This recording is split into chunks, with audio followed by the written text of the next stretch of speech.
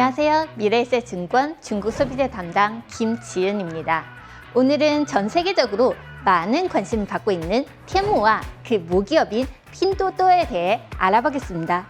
2023년 핀도도는 거래액 약 4조 yuan, 한화로 약 760조 원을 기록하며 징둥을 초월해 중국 이커머스 시장의 2위로 올라섰습니다. 알리바바가 압도적인 우위를 보이던 중국 이커머스 시장에서 핀도도는 2대 주주인 텐센트의 플랫폼 기반으로 고객을 확보하고 공동구매와 C2M 전략을 통해 저가 시장을 공략하며 빠르게 이렇게 성장할 수 있었습니다.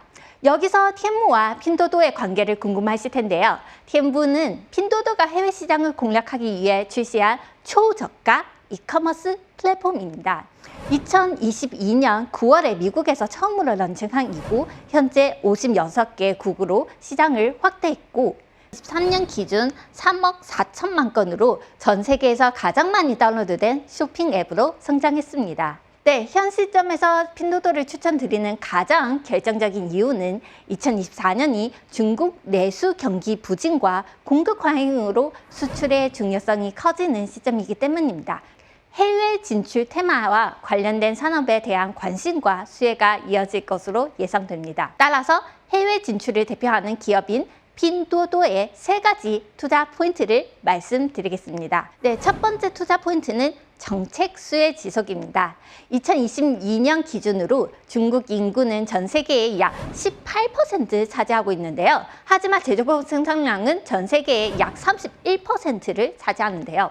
다시 말해 중국 정부는 공급 과잉 문제가 있는 산업 중심으로 구조 조정과 수출 확대 정책을 꾸준히 추진해야 하는 상황입니다. 또한 일자리 창출과 고용 안정과 연관되어 있기 때문에 해외 진출은 중국 민간 기업뿐만 아니라 정부에게도 필수 과제가 되었습니다.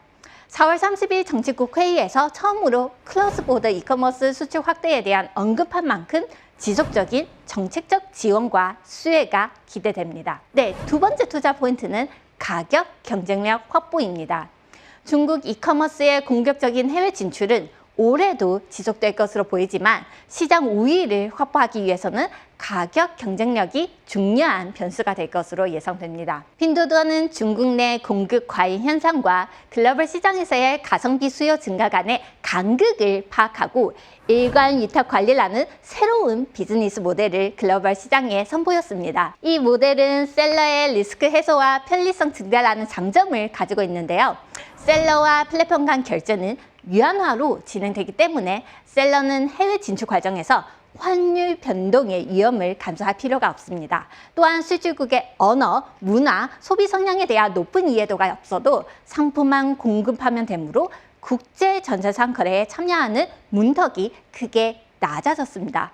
이로 인해 플랫폼 기업으로부터 협상 능력은 높아지고 가성비 제품 공급을 통해 소비자 유인하면서 TM의 시장 점유율 확대와 바잉 파워가 더욱 강화될 것으로 기대됩니다. 또한 가격 경쟁 입찰 체제와 가격 모니터링을 통해 더 낮은 가격의 제품이나 공급자가 나타날 경우 플랫폼 측에서 가격 인하를 요구하고 있습니다. 이를 따르지 않은 경우 해당 셀러는 플랫폼에서 퇴출됩니다. 이처럼 텐무는 지속 가능한 가격 경쟁력을 확보하고 있습니다. 마지막으로 세 번째 투자 포인트, 외형 성장입니다.